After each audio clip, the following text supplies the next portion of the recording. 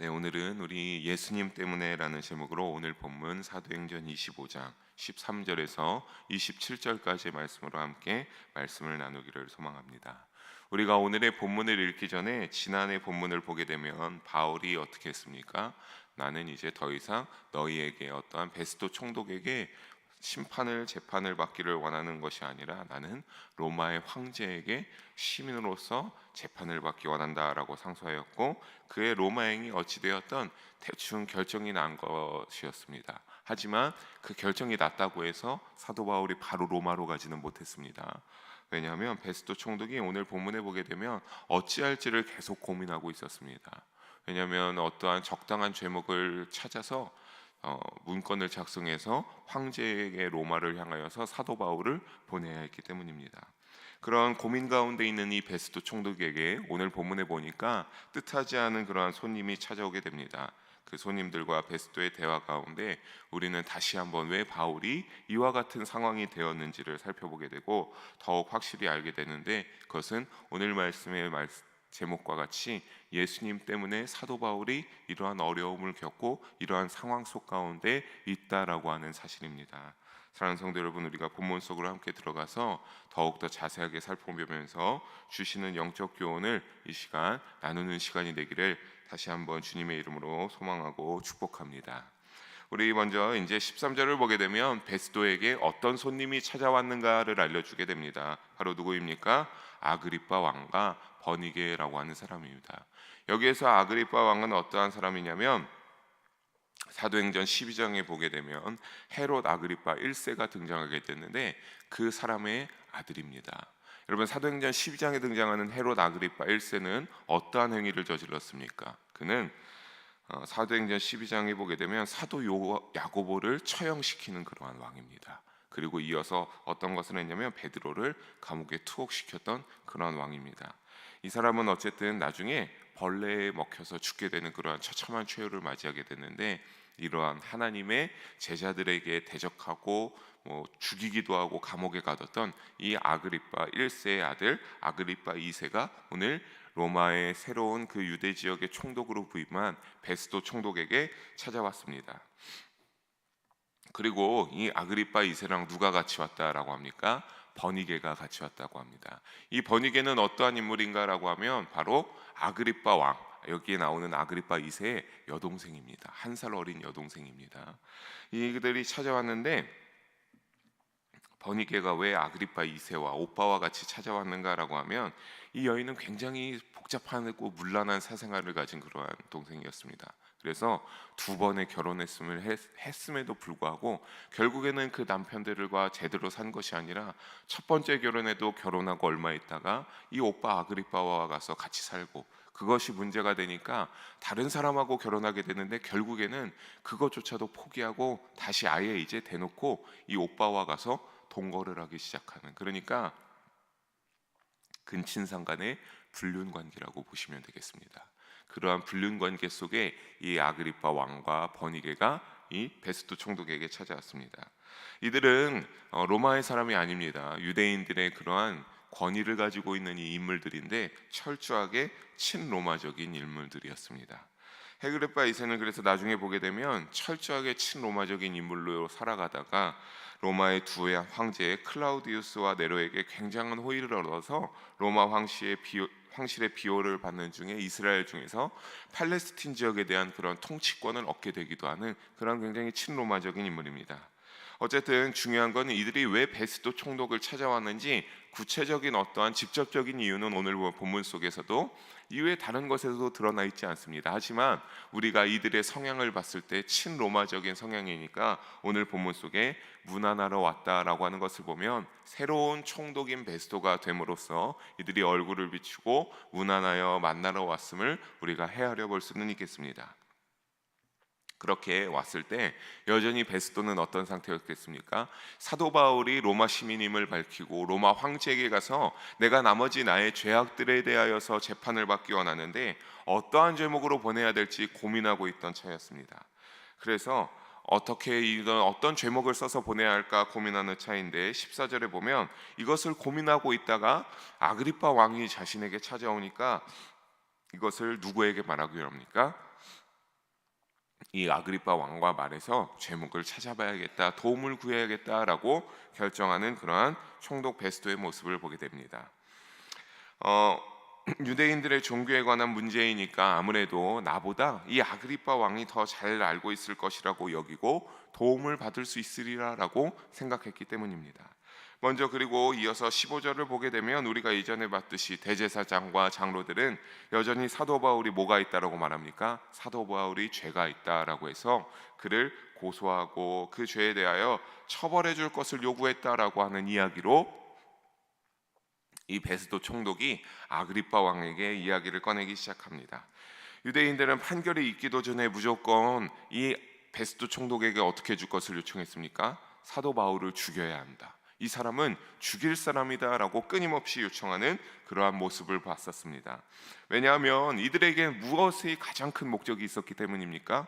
사도 바울을 죽여야만 하는 것에 가장 큰 목적과 타이틀을 가지고 있었기 때문에 어떻게 해서든지 이 총독 신임 총독이기도 하니까 압박을 가해서 반드시 사도 바울을 그 죄에 따라 죽여야만 하는 것에 목적이 있었기 때문입니다. 하지만 16절에 베스도 총독이 말하는 것은 무엇입니까? 우리 16절 함께 한 목소리로 읽어봅니다. 내가 대답하되 무릇 피고가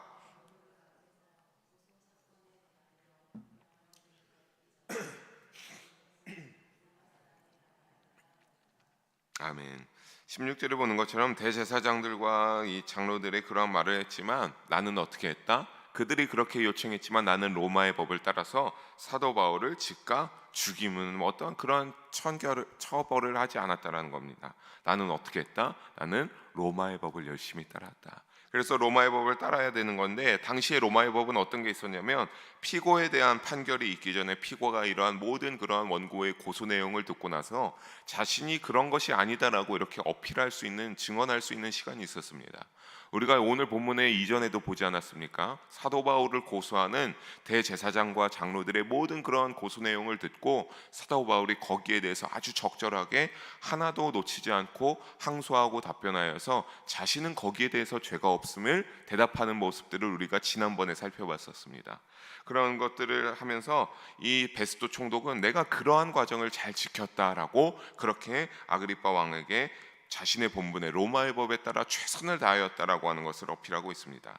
그래서 자신이 어떻게 했다라고 합니까? 17절에 보게 되면 그러한 상황 속에 지체하지 않고 재판을 열었음을 강조하며 자기가 확실하게 알기 위하여서 사도 바울을 데려와서 재판을 시작했는데 자신이 가장 고민되는 큰 문제가 무엇이라고 말합니까? 우리 18절과 19절도 함께 한 목소리로 읽어보도록 하겠습니다. 원고들이 서서 내가 짐작하던 것 같은 악행의 혐의는 하나도 제시하지 아니하고 오직 자기들의 종교와 또는 예수라 하는 이가 죽은 것을 살아있다고 바울이 주장하는 그 일에 관한 문제로 고발하는 것뿐이라. 아멘.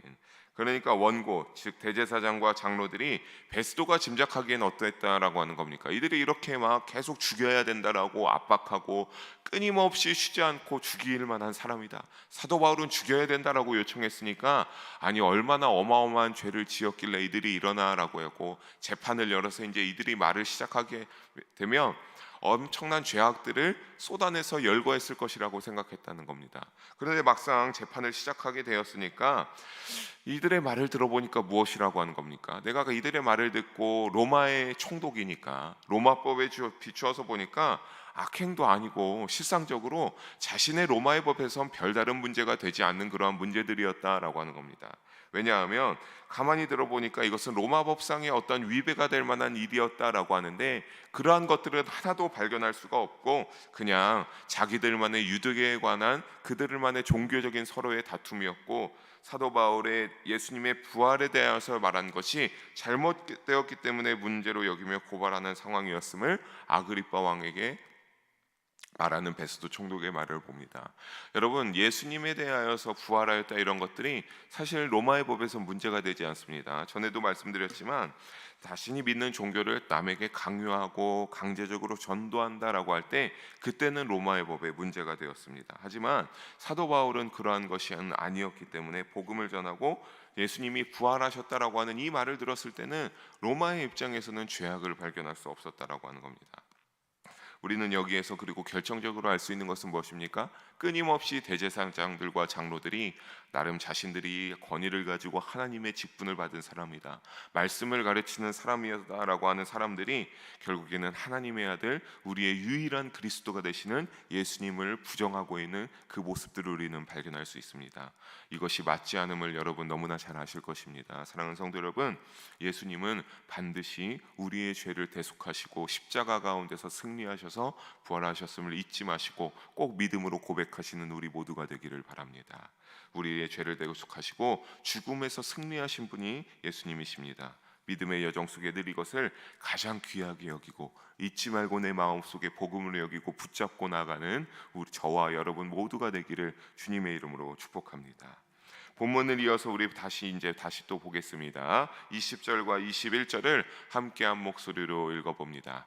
내가 이 일에 대하여 어떻게 심리하는지 몰라서 바울에게 묻되 예루살렘에 올라가서 이 일의 신문을 받으려느냐 한즉 바울은 황제의 판결을 받도록 자기를 지켜주기를 노소하므로 내가 그를 가이사에게 보내기까지 지켜두라 명하였노라 하니. 아멘. 그러니까 자기가 어떻게 했다라고 하는 겁니까? 어찌할지 몰라 예루살렘에 가서 너가 그럼 다시 신문을 받겠느냐, 재판을 받겠느냐라고 물어봤다라고 합니다. 근데 여러분 잘 아는 것처럼 이것은 거짓말입니다. 거짓말이죠. 사도 총독은 그렇게 사도 바울의 마음을 헤아리고 했던 그러한 사람이랍니다. 어쨌든 자기도 이제 막 총독이 되었기 때문에 이 대제사장들과 장로들의 유대인 사회에서 권위 있는 자들의 마음을 붙잡아야 되기 때문에 우리가 이전에 구절에 보게 되면 총독 베스도는 어떠한 마음을 품었습니까? 구절에 보게 되면 누구에 따라 유대인들의 그러한 마음을 얻기 위하여서, 사도행전 25장 9절을 보게 되면 그 마음을 얻기 위하여서 다시 이제 예루살렘에 보내서 재판을 하겠느냐라고 하는 겁니다. 만약에 이것이 이루어졌다라고 하면 어떻게 됐습니까? 끊임없이 암살단을 배치해서 사도 바울을 죽이려 했던 이 대제사장들과 장로들의 계략이 성공해서 사도 바울의 목숨이 진작에 끊어졌겠죠. 하지만 그것들을 다행스럽게도 사도 바울은 자신이 로마 시민을 맡기고 그렇게 내가 황제에게 상소할 자격이 있다라고 했기 때문에 그 말로 인하여서 지켜서 구금하고 있는 것이지, 베스도 총독이 사도 바울의 입장을 생각해서 이렇게 했다라고 하는 것은 그럴듯한 또다시 아그리파 왕에게 책잡히지 않기 위한 그러한 자신의 입장을 위한 말들, 거짓말들입니다. 아그리파 왕은 이러한 소리를 들으면서 22절에 가만히 듣고 나니까, 베스도 총독의 이 말을 듣고 나니 사도 바울의 말을 들어보고 싶어졌습니다. 그래서 이는 이 말을 들어보겠다라고 했는데, 사실 이것은 복음을 듣고 싶은 것이 아니라 그냥 이러한 문제에 대한 그런 아그리파 왕의 단순한 흥미에서 나오는 소리입니다.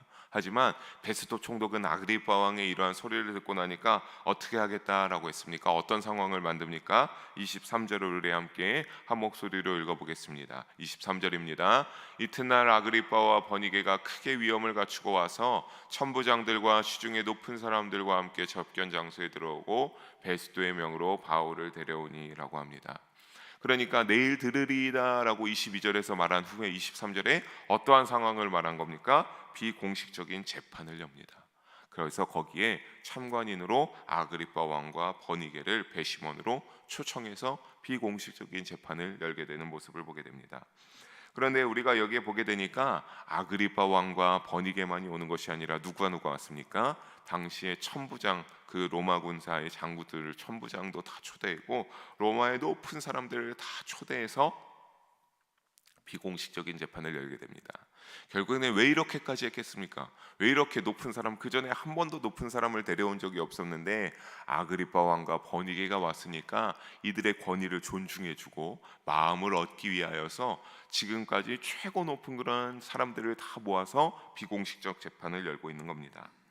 그런데 이들이 들어오는 모습을 우리가 23절을 보게 되면 아그리파 버니게가 어떻게 들어왔다라고 합니까? 굉장히 자신들의 지위를 높이며 화려한 의복을 입고 장엄한 의식을 통해서 아주 뽐내면서 걸어 들어왔음을 볼 수 있습니다.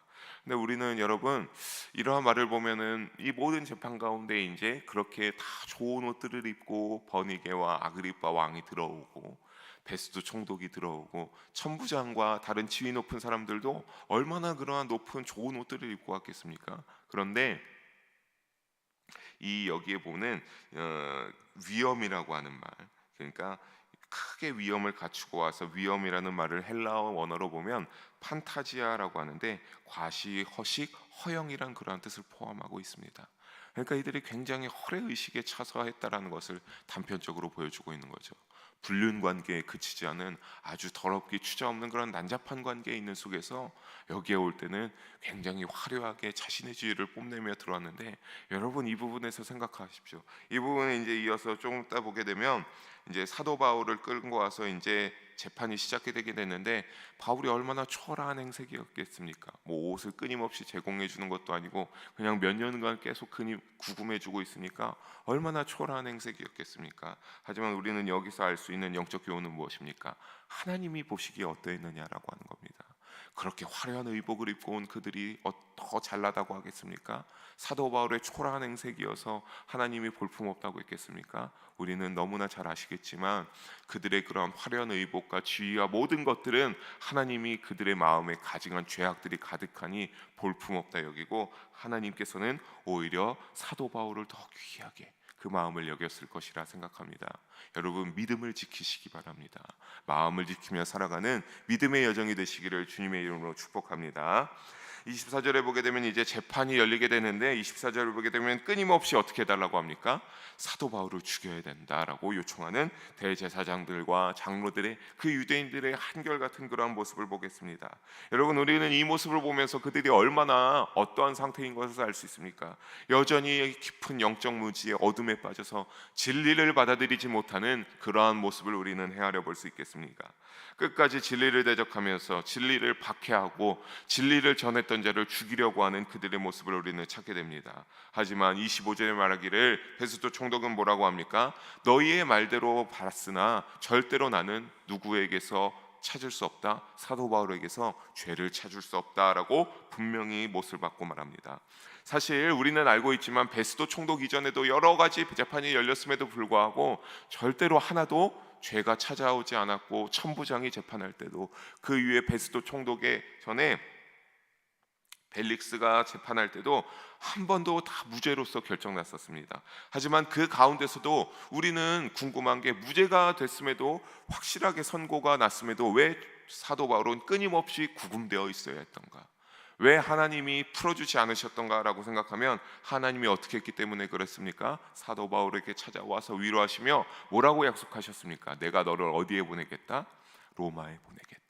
내가 너를 로마에 보내서 그 로마의 모든 사람들 가운데서 너가 복음을 전할 수 있도록 만들겠다라고 하나님께서 확실하게 약속하지 않으셨습니까? 그러니까 그것을 위하여서 끊임없이 목숨을 보호하면서 이들을 통하여서 역사하시고 일하시는 하나님의 섭리를 발견할 수 있습니다. 여러분 하나님이 우리에게 맡기신 사명을 우리가 열심히 사명을 감당하며 나갈 때 이와 같이 하나님이 우리를 붙잡아 주시고 도우십니다. 하나님의 역사하심이 지금도 여전히 살아계셔서 일하시는 그 하나님의 능력을 온전히 믿으면서 나아가기를 주님의 이름으로 부탁드리겠습니다.